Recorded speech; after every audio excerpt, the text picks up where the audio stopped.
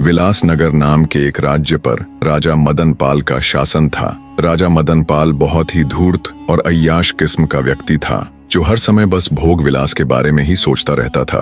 राज्य की जिस किसी भी सुंदर स्त्री पर राजा मदन पाल की नजर पड़ जाती, वो उसे अपनी भोग की वस्तु बना लेता। रानी प्रेमलता राजा की इस आदत से बहुत दुखी थी, पर राजा को रानी के सुख या दुख से कोई लेना देना नहीं था। वो तो अपने रंगारंग कार्यक्रमों में व्यस्त रहता, खूब मदिरा पान करता और नई नई स्त्रियों के साथ भोग विलास करता। दुष्ट राजा मदन पाल की कोई संतान नहीं थी, पर उसे इस बात से भी कोई फर्क नहीं पड़ता। उसे एक आध बार चिंता होती तो बस इस बात की कि अगर उसका कोई पुत्र होता तो वो उसके बाद उसके राजकाज को संभाल लेता, उसका राजवंश आगे बढ़ता रहता। अन्यथा उसे पुत्र की भी ऐसी कोई खास चाहना नहीं थी। ऐसे ही समय बीतता जा रहा था। रानी प्रेमलता बेचारी किसी तरह अपने दिन काट रही थी। एक दिन रानी की तबीयत बिगड़ गई। राजवैद्य को बुलाया गया। जब राजवैद्य ने रानी की जांच की तो पता चला रानी प्रेमलता गर्भ से थी। ये खबर जब राजा मदन पाल को लगी तो उसे बहुत सुकून मिला। उसकी आदतों में कुछ सुधार होने लगा, पर यह सुधार बहुत ही कम समय तक था। 9 माह बाद रानी प्रेमलता ने एक बहुत ही अद्भुत और सुंदर कन्या को जन्म दिया। पुत्र की राह देखने वाले राजा को जब इसकी खबर लगी तो उसके खून का पानी होते देर न लगी। उसने तुरंत रानी के पास संदेशा भिजवाया कि उसकी कोख से जन्म लेने वाली लड़की का वो कभी मुख तक नहीं देखेगा। वो अपनी बेटी को मुझसे दूर ही रखे। अगर कभी मुझे वो नजर आई तो मैं तुरंत रानी सहित उसको मृत्यु के घाट उतार दूंगा। बेचारी रानी को जब राजा का ये संदेश मिला तो वो खून का घूंट पीकर रह गई। इसके अलावा वो बेचारी और कर भी क्या सकती थी। अब रानी के पास एक सहारा था, तो वो थी उसकी नवजात कन्या। रानी को तो पुत्री के रूप में जैसे नया जीवन मिल गया था। अत्यंत सुंदर नयन नक्श वाली उस अद्भुत कन्या में तो जैसे रानी प्रेमलता के प्राण बसते थे। रानी जब भी उसको छूती, उसके दुलार करती तो उसके सारे दुख गायब हो जाते। रानी ने अपनी बेटी के अद्भुत सौंदर्य को देखते हुए उसका नाम तारावती रख दिया। उधर राजा अब पहले से भी दुष्ट हो चला था। लड़की होने के बाद तो उसने बिल्कुल ही रानी के पास जाना बंद कर दिया था। अब वो पहले से भी ज्यादा क्रूर हो गया था और खुलकर अपनी मनमानी करने लगा। ऐसे ही समय बीतने लगा। राजकुमारी तारा अब 10 साल की हो चली थी। वो इतनी सुंदर थी कि उस जैसा पूरे संसार में कोई नहीं था। रानी प्रेमलता को अब अपनी बेटी राजकुमारी तारावती के विवाह की चिंता होने लगी, क्योंकि पुराने समय में बचपन में ही बच्चों का विवाह कर दिया जाता था और जब उनकी 18वीं वर्षगांठ मनाई जाती तब उनका गोना कर दिया जाता। अर्थात जिस लड़के के साथ लड़की का विवाह होता, लड़की को अपना घर छोड़कर लड़के के घर जाना होता। इसी चिंता को ले रानी राजा के समक्ष जाती है और कहती है, महाराज, आप अपनी बेटी की शक्ल तक नहीं देखना चाहते तो ना सही, आप मेरे पास भी नहीं आना चाहते तो ना सही, पर अब हमारी बेटी 10 वर्ष की हो चुकी है। कम से कम अपनी बेटी के लिए नहीं तो इस समाज की खातिर ही सही। लोग क्या कहेंगे कि क्यों राजा अपनी बेटी का विवाह नहीं कर रहा। इस उम्र में तो सब अपने बच्चों के विवाह कर ही देते हैं। इसलिए हे राजा, जल्दी से राजकुमारी के लिए कोई योग्य वर देखकर उसका विवाह कर दो। अनमने ढंग से रानी प्रेमलता की बात सुन रहे राजा ने जब उनकी बातों पर विचार किया तो सोचा रानी ठीक ही कह रही है, सब क्या सोचेंगे। इसी विचार के साथ राजा ने राजकुमारी तारावती के लिए ना चाहते हुए भी वर ढूंढना शुरू कर दिया और कुछ ही दिन बाद पास के ही एक प्रतापगढ़ नामक राज्य में राजकुमारी तारावती का रिश्ता पक्का कर दिया। प्रतापगढ़ के ऊपर उन दिनों राजा धर्मपाल का शासन था। उनका एक ही पुत्र था जिसका नाम अभिमन्यु था। तय समय पर युवराज अभिमन्यु के साथ राजकुमारी तारावती का विवाह संपन्न हो जाता है। ऐसे ही समय बीतता गया। राजकुमारी तारा अब 18 वर्ष की हो चुकी थी। वो अब पहले से भी कहीं अधिक सुंदर हो गई थी। राजकुमारी तारा को भगवान ने जितना सुंदर रूप दिया था वैसी ही उसकी बुद्धि भी थी।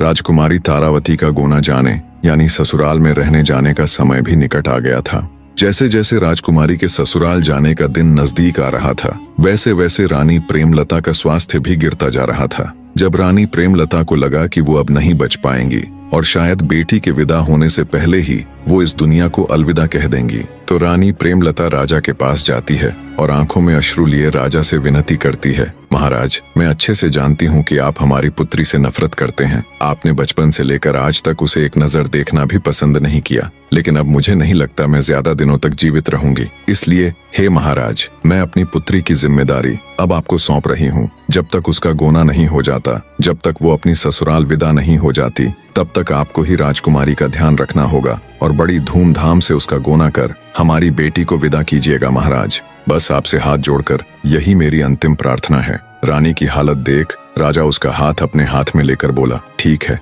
मैं हमारी बेटी का ध्यान रखूंगा। राजा से तसल्ली मिलने के बाद रानी प्रेमलता का देहांत हो जाता है। रानी के देहांत के बाद उससे किए गए वादे के अनुसार राजा मदनपाल राजकुमारी तारावती को संदेश पहुंचवाते हैं कि आज वो उससे मिलने आएंगे। जब राजकुमारी तारावती को अपने पिता का संदेश मिला तो उसकी खुशी का कोई ठिकाना नहीं था। जिंदगी में पहली बार आज वो अपने पिता से मिलने वाली थी। दरबार के कामों से निवृत्त हो जब राजा राजकुमारी तारावती से मिलने जनाना महल जाते हैं और उसे आवाज लगाते हैं, तब राजा की आवाज सुन जैसे ही राजकुमारी तारा राजा के सामने आती है तो राजकुमारी तारा को देखते ही मदनपाल सुन्न पड़ जाता है। अपनी ही सगी बेटी को दुष्ट राजा गलत नजरों से देख रहा था। राजकुमारी तारा को जब राजा मदनपाल ने पहली बार देखा तो वो ये भूल गया कि उसके सामने कोई और नहीं बल्कि उसकी अपनी सगी बेटी है। राजा ने आज तक इतनी सुंदर कन्या नहीं देखी थी। मदनपाल को ये विश्वास ही नहीं हो रहा था कि सामने खड़ी ये खूबसूरत कन्या उसकी वही बेटी है जिससे वह जन्म से ही नफरत करता आया है।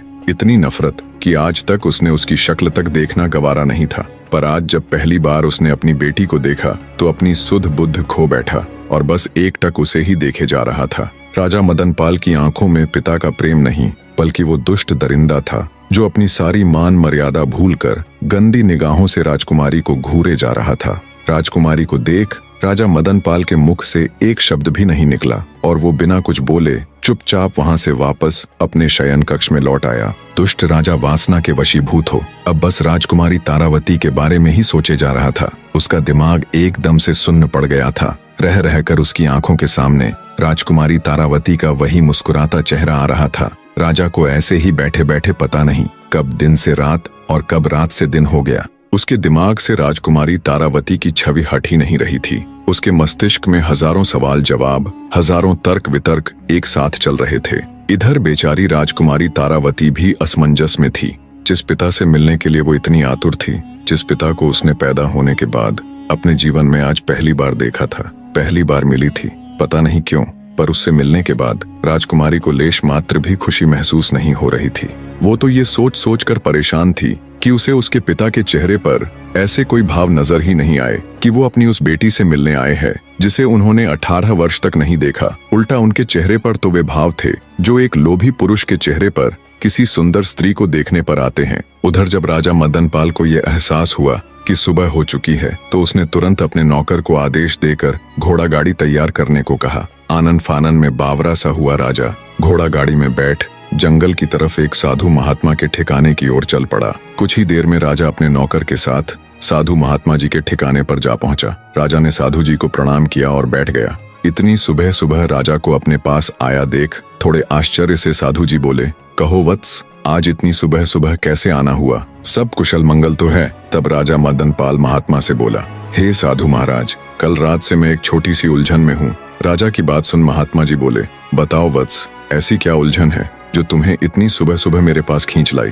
राजा मदनपाल बोला, प्रभु, यदि किसी ने आम का पेड़ लगाया हो, उसकी दिन रात सेवा की हो और कई वर्षों बाद जब वो पेड़ फल देने लगे तो जिसने वो पेड़ लगाया है, क्या वह उसके फल को किसी और को देने की बजाय स्वयं नहीं खा सकता? अगर वह स्वयं पेड़ के लगे फलों को खा ले तो क्या ये कोई अपराध होगा? राजा की बात सुन महात्मा जी बोले, नहीं राजन, अगर बात पेड़ के फल खाने की ही है तो इसमें भला क्या पाप हो सकता है? अपनी मनमानी कहानी बनाकर और महात्मा जी के आगे कुछ का कुछ बताकर घिनौना राजा अपने मन को तसल्ली देता है कि उसकी गंदी सोच गलत नहीं है और खुशी खुशी महात्मा जी से विदा लेकर वापस अपने महल की तरफ चल पड़ता है। राजा के साथ गए उसके नौकर भीमा को राजा की ये कहानी और उसका ये व्यवहार बहुत अजीब लग रहा था, पर राजा से कुछ कहने या पूछने की भला उसकी क्या मजाल। इधर बेचारी राजकुमारी को भी रात भर ठीक से नींद नहीं आती। सुबह होने पर वो अनमने मन से उठती है, पर अब भी कल की बातें रह रहकर उसके दिमाग में उथल पुथल मचाए हुए थी।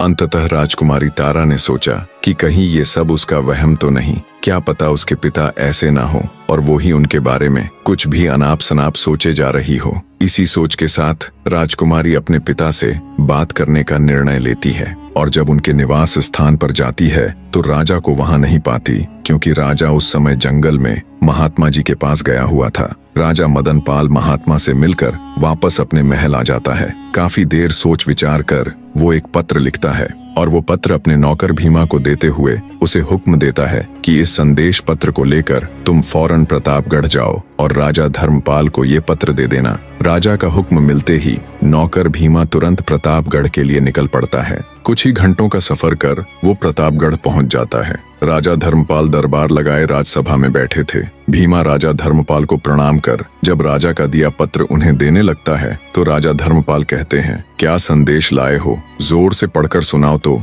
आदेश पाकर भीमा उस पत्र को राज्यसभा में पढ़ने लग जाता है, जिसमें लिखा था, प्रिय राजन, मुझे यह बताते हुए बहुत दुख हो रहा है कि मेरी पुत्री और आपकी पुत्रवधू राजकुमारी तारावती अपनी मां की मृत्यु का सदमा बर्दाश्त नहीं कर पाई और इस दुनिया से चल बसी। मैं यह सूचना आपको बहुत पहले ही देना चाहता था, लेकिन मैं खुद पहले अपनी पत्नी और फिर अपनी बेटी के खोने के कारण सदमे में था। आज भी बड़ी हिम्मत करके ये संदेश लिख पाया हूँ। हे राजन, आप राजकुमार अभिमन्यु के विवाह हेतु कोई अन्य राजकुमारी ढूंढ लीजिए। खेद के लिए आपसे माफी चाहता हूँ। राजा मदनपाल। ये खबर सुनते ही राजा धर्मपाल को बहुत बड़ा धक्का लगा, पर राजा धर्मपाल से कई गुना ज्यादा धक्का संदेश लेकर आए नौकर भीमा को लगता है। सुबह महात्मा के पास जाने वाली घटना और अब ये पत्र, उसे क और ख जोड़कर राजा के बुरे इरादे समझने में ज्यादा वक्त नहीं लगा। नौकर भीमा को जब राजा के बुरे इरादे का पता चलता है कि दुष्ट राजा अपनी ही सगी पुत्री के बारे में बहुत ही गंदे विचार पाल रहा है,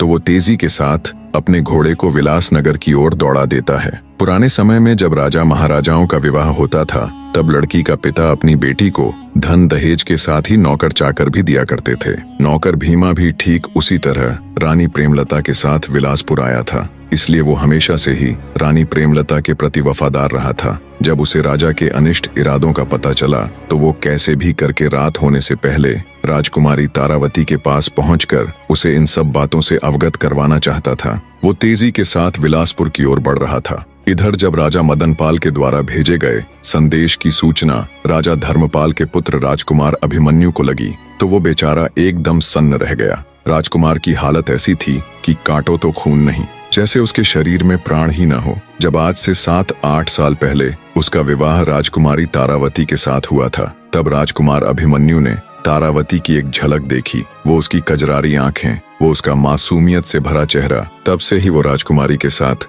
अपना जीवन बिताने के सपने संजो रहा था। इन बीते वर्षों का एक एक दिन उसने यही सोचकर काटा था कि एक दिन तो ऐसा आएगा जब उसकी पत्नी यानी राजकुमारी तारावती उसके पास आ जाएगी। भारी हृदय और आंखों में अश्रु लिए राजकुमार अभिमन्यु को बिल्कुल भी यकीन नहीं हो रहा था कि उसकी पत्नी अब इस दुनिया में नहीं रही। उधर दुष्ट राजा मदनपाल ने अपनी घिनौनी योजना के तहत सभी नौकरों को छुट्टी दे दी और महल की सुरक्षा में खड़े सिपाहियों को सख्त हिदायत दी कि आज रात कोई भी महल के अंदर ना आने पाए और न ही कोई बाहर जाने पाए। दिन ढल चुका था, शाम हो चुकी थी। शाम होते होते नौकर भीमा भी राजमहल के मुख्य द्वार पर पहुंच गया, पर जब वो अंदर जाने लगा तो वहां मौजूद पहरेदारों ने उसे रोक लिया और बोले, क्या तुम्हें पता नहीं कि आज महाराज ने सभी को छुट्टी दे रखी है? पहरेदारों की बात सुन एक बार के लिए तो भीमा सख्ते में आ गया, पर फिर बुद्धि से काम लेते हुए वो बोला, मुझे महाराज ने एक जरूरी संदेश देकर भेजा था और कहा था जब तुम वापस आओ तो घर जाने से पहले मुझे सूचित करना। मैं तो बस उन्हीं के आदेश का पालन कर रहा हूँ। भीमा की बात सुन पहरेदारों ने उसे महल के अंदर जाने दिया। भीमा आनन फानन में भागा तुरंत राजकुमारी तारावती के विश्राम गृह में गया। नौकर भीमा चुपके से राजकुमारी के कमरे में दाखिल होता है। विचारों में खोई राजकुमारी की नजर जब नौकर के ऊपर पड़ती है तो वो भड़क कर गुस्से में चिल्लाने ही वाली थी कि नौकर भीमा बोल पड़ता है, माफ कीजिएगा राजकुमारी जी, जो ऐसे अचानक बिना इजाजत के आपके कक्ष में चला आया, पर बात ही कुछ ऐसी थी कि मुझे ऐसे आना पड़ा। भीमा की बात सुन राजकुमारी थोड़ी शांत हुई और बोली, बताइए काका, ऐसी क्या बात है जो आप इस तरह मेरे कक्ष में आए? तब नौकर भीमा राजकुमारी तारा के आगे राजा के सुबह महात्मा जी से मिलने वाली बात से लेकर उनके दिए झूठे संदेश को लेकर प्रतापगढ़ जाने तक की पूरी घटना विस्तार पूर्वक कह सुनाता है और कहता है, माफ कीजिएगा राजकुमारी जी, छोटा मुंह बड़ी बात, पर जो पिता अपनी बेटी को उसके गौने के समय उसकी ससुराल न भेजकर वहां उसकी मृत्यु का झूठा संदेश भिजवाता है, उसके मन में कुछ तो बहुत ही घिनौना षड्यंत्र चल रहा है। नौकर भीमा की सारी बात सुन राजकुमारी तारा के पैरों नीचे से जमीन खिसक जाती है। आगे नौकर भीमा कहता है,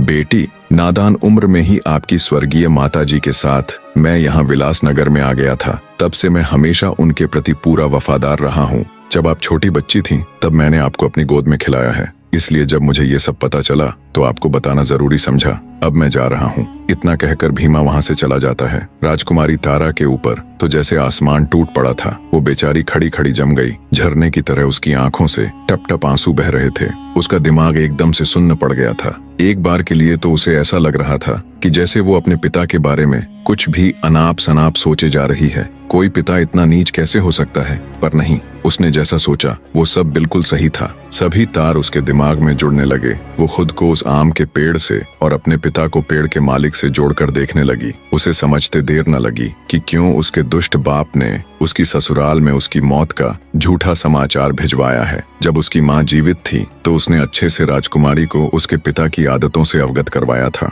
लेकिन वो इतना गिरा हुआ और इतना नीच हो सकता है, उसकी सोच इतनी गंदी हो सकती है, ऐसा वो कभी सपने में भी नहीं सोच सकती थी। कुछ देर तक राजकुमारी अचेत अवस्था में बैठी आंसू बहाती रही। फिर उसने विचार किया कि अब उसका यहाँ एक पल भी रुकना उचित नहीं है। उसका दुष्ट पिता कभी भी यहाँ आ सकता है, पर इतनी रात को वो जाएगी कहाँ? अंततः राजकुमारी ने फैसला किया कि चाहे वो कहीं भी जाए, पर यहाँ तो अब और एक पल भी नहीं रुकेगी। बड़ी हिम्मत करके राजकुमारी ने खुद को संभाला। उसने कुछ वस्त्र और कीमती जेवरात अपने साथ लिए और बिल्कुल साधारण से वस्त्र पहनकर जब वो महल के द्वार पर पहुंची तो वहां मौजूद पहरेदार उसे रोक लेते हैं। कौन हो तुम और अंदर क्या कर रही थी? आज तो महाराज ने सबकी छुट्टी कर रखी थी ना। पहरेदारों की बात सुन राजकुमारी तारावती ठिठक कर रुक जाती है। पहरेदारों के रोकने पर हिम्मत करके राजकुमारी बोली, मेरा नाम सुलोचना है, मैं राजकुमारी जी की सेविका हूँ। आज उनकी तबीयत कुछ ठीक नहीं थी तो उन्होंने मुझे रोक लिया था। चूंकि अब वो थोड़ा ठीक महसूस कर रही है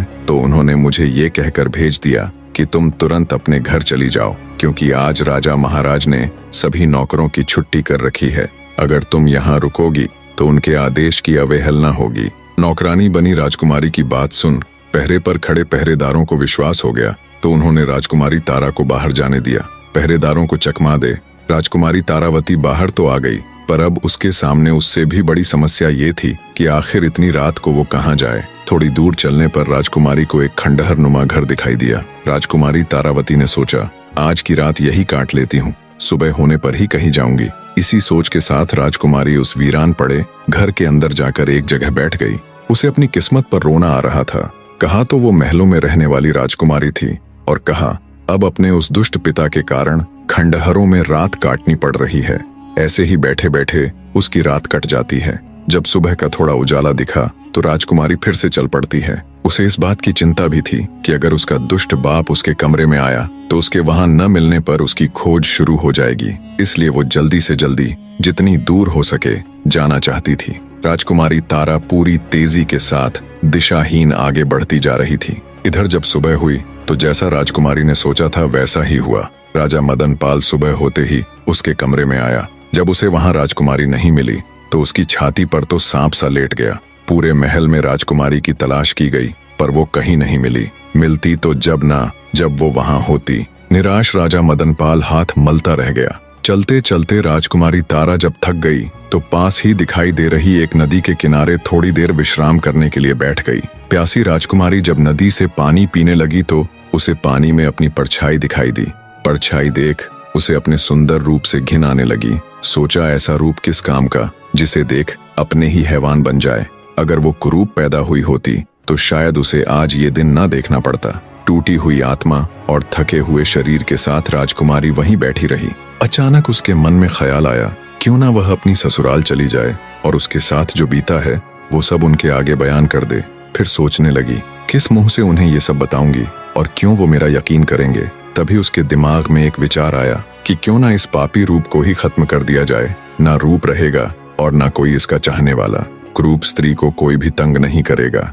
इसी सोच के साथ राजकुमारी तारा ने अपने पूरे शरीर पर कालिख पोत ली। कहानी के आगे का भाग भी बहुत जल्द आप सबके सामने होगा। बने रहे।